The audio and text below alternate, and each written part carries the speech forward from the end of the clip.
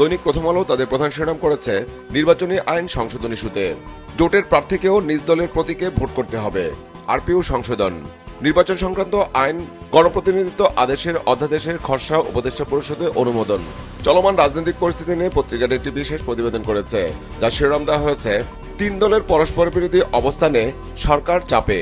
দলগুলোর অভিযোগের ধরন ও অবস্থানে এটাই স্পষ্ট, তারা শুধু সরকারের উপর নয়, পরস্পরের বিরুদ্ধেও চাপ সৃষ্টি করতে চায়। বিএনপি, জামাত ও এনসিপি পৃথকভাবে সরকারের কয়েকজন উপদেষ্টার বিরুদ্ধে পক্ষপাতের অভিযোগ তুলেছে। নির্বাচনের আগে প্রশাসনিক প্রভাবের প্রশ্নে রাজনৈতিক অঙ্গনে অঘোষিত প্রতিযোগিতা। জুলাই সনদ ইস্যুতে পত্রিকাটি রিপোর্টের শিরোনাম করেছে সনদ বাস্তবায়নের নিশ্চয়তা নিয়ে আটকে আছে সুপারিশ।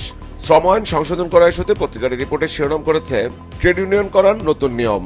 উপদেষ্টা পরিষদের শ্রম আইন সংশোধন অধ্যাদেশ 2025 চূড়ান্ত অনুমোদন।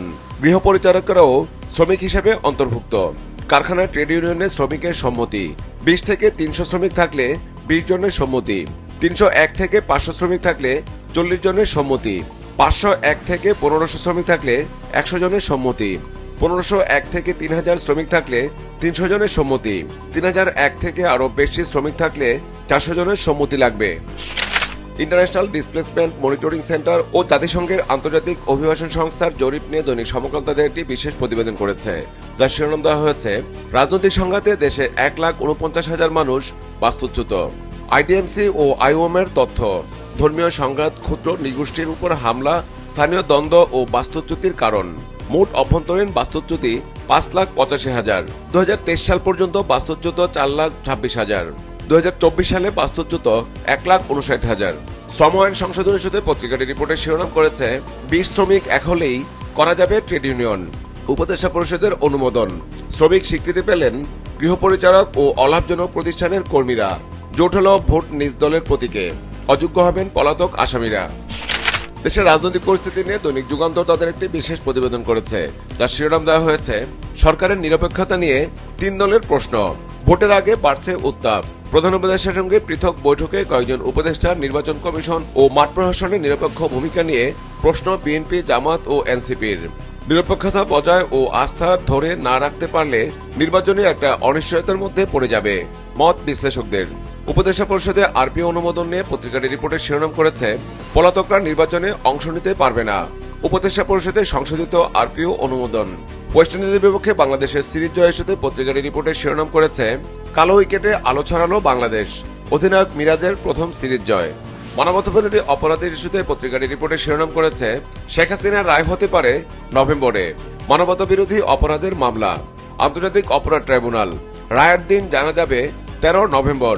শেখ হাসিনা ও আসাদুজ্জামান খান কামালের সর্বোচ্চ সাজা চেয়েছেন অ্যাটর্নি জেনারেল। শেখ হাসিনা সেনাবাহিনীকে উস্কে দিয়ে গৃহযুদ্ধ লাগানোর চেষ্টা করেছেন চিফ প্রসিকিউটর। পালিয়ে যায়নি শেখ হাসিনা, যেতে বাধ্য হয়েছেন রাষ্ট্রনিযুক্ত আইনজীবী। দৈনিক আমার দেশ তাদের প্রধান শিরোনাম করেছে জুলাই সনদ ইস্যুতে স্বাক্ষর সত্ত্বেও জুলাই সনদ বিতর্ক চলছেই, খুশি বিএনপি, অন্য দলগুলোর ক্ষোভ। বাস্তবায়ন পদ্ধতিতে মতভিন্নতা, চূড়ান্ত রূপ পাচ্ছে চলতি মাসেই। কমিশনের সুপারিশের পরও জটিলতার শঙ্কা। মানবতাবিরোধী অপরাধ ইস্যুতে পত্রিকাটি রিপোর্টের শিরোনাম করেছে হাসিনা বিরুদ্ধে রায়ের তারিখ ঘোষণা 13 নভেম্বর, মানবতাবিরোধী অপরাধ। আরপিও সংশোধন ইস্যুতে পত্রিকাটি রিপোর্টের শিরোনাম করেছে প্রার্থী হতে পারবেন না পলাতক ও অভিযুক্তরা। সংশোধিত আরপিও অনুমোদন উপদেষ্টা পরিষদে। জোটে গেলেও দলের প্রতীকে ভোট, প্রয়োজনে পুরো আসনে ভোট বাতিল, বিনা ভোটে জেতার পথ বন্ধ, ফিরল না ভোট। পোস্টাল ব্যালটে ভোটের বিধান যুক্ত, ভোট গণনার সময় থাকবেন সাংবাদিকরা। দৈনিক কালের কণ্ঠ তাদের প্রধান শিরোনাম করেছে আরপিও সংশোধন ইস্যুতে পলাতক আসামি প্রার্থী নয়, জোটের প্রার্থী হলেও ভোটে লড়তে হবে নিজ দলের প্রতীকে। নির্বাচনে সশস্ত্র বাহিনী আইন প্রয়োগকারী সংস্থা হিসাবে দায়িত্ব পালন করবে। ইপিএম বাদ, বিনা প্রতিদ্বন্দ্বিতা ঠেকাতে না ভোটের বিধান। জুলাই সনদ ইস্যুতে পত্রিকাটি রিপোর্টের শিরোনাম করেছে জুলাই সনদ বাস্তবায়নের সুপারিশ চূড়ান্ত করতে পারেনি কমিশন, শনিবার আবারও বৈঠক, চলতি মাসে সিদ্ধান্ত জানাবে সরকার। দৈনিক দেশ রূপান্তরও তাদের প্রধান শিরোনাম করেছে আরপিও সংশোধন ইস্যুতে পলাতকরা ভোটে অযোগ্য, আরপিও অনুমোদন। রিপোর্টে বলা হয়েছে পলাতক তারাই যাদের আদালত পলাতক ঘোষণা করেছে। নির্বাচনে ইভিএম বিলুপ্ত, থাকছে না ভোটের বিধান। জোটের প্রার্থী হলেও ভোটে লড়তে হবে নিজ দলের প্রতীকে। আইন প্রয়োগকারী সংস্থার সংজ্ঞায় সেনাবাহিনী, নৌবাহিনী ও বিমান বাহিনীকেও যুক্ত করার ফলে সশস্ত্র বাহিনীর সদস্যরাও পুলিশের মতো ভোট কেন্দ্রে দায়িত্ব পালন করতে পারবেন। প্রার্থীদের জামানতের পরিমাণ 20,000 থেকে বাড়িয়ে 50,000 টাকা করা হয়েছে। উপদেষ্টাদের নিয়ে বিতর্ক ইস্যুতে দৈনিক বাংলাদেশ প্রতিদিন তাদের প্রধান শিরোনাম করেছে, হঠাৎ বিতর্কে উপদেষ্টারা, দ্বৈত নাগরিকত্ব সেফ এক্সিট বিতর্কের পর রাজনৈতিক সংশ্লিষ্টতার অভিযোগ। শেখ হাসিনার মানবতা বিরোধী অপরাধের মামলা নিয়ে পত্রিকাটি রিপোর্টে শিরোনাম করেছে, বিচার কাজ শেষ, আসছে রায়। জুলাই আগস্টের মানবতা বিরোধী অপরাধ, হাসিনা ও কামালের রায়ের দিন ঘোষণা 13 নভেম্বর। শাস্তি দিতে না পারলে শহীদদের প্রতি অবিচার হবে, অ্যাটর্নি জেনারেল। সাক্ষ্য প্রমাণ হিমালয়ের মতো দৃঢ়, ক্রিস্টালের মতো স্বচ্ছ, চিফ প্রসিকিউটর। দৈনিক কালবেলা তাদের প্রধান শিরোনাম করেছে রাজনৈতিক দলগুলোর অবস্থান নিয়ে, যার যার পথে হাঁটছে দলগুলো। নির্বাচন পেছানোর সংখ্যা দেখছেন রাজনীতিকরা, বৃহত্তর স্বার্থে ঐক্যের আহ্বান বিশ্লেষকদের, বাড়ছে মতের অমিল। ওয়েস্ট ইন্ডিজের বিপক্ষে বাংলাদেশের সিরিজ জয় নিয়ে পত্রিকাটি রিপোর্টে শিরোনাম করেছে, 17 মাস পর সিরিজ জিতল মিরাজরা। সংশোধিত আরপিও অনুমোদন নিয়ে পত্রিকাটি রিপোর্টে শিরোনাম করেছে, জোট হলেও ভোট নিজ দলের প্রতীকেই, পলাতক আসামি হতে পারবেন না প্রার্থী। বহুল সমালোচিত ইভিএম বাতিল, বিনা প্রতিদ্বন্দ্বিতায় নির্বাচিতের পদ বন্ধ, থাকবে না ভোট। অনিয়ম হলে পুরো আসনের ভোট বন্ধ করতে পারবে ইসি। সংশোধিত শ্রম আইনে গৃহকর্মী ও নাবিকরা শ্রমিক।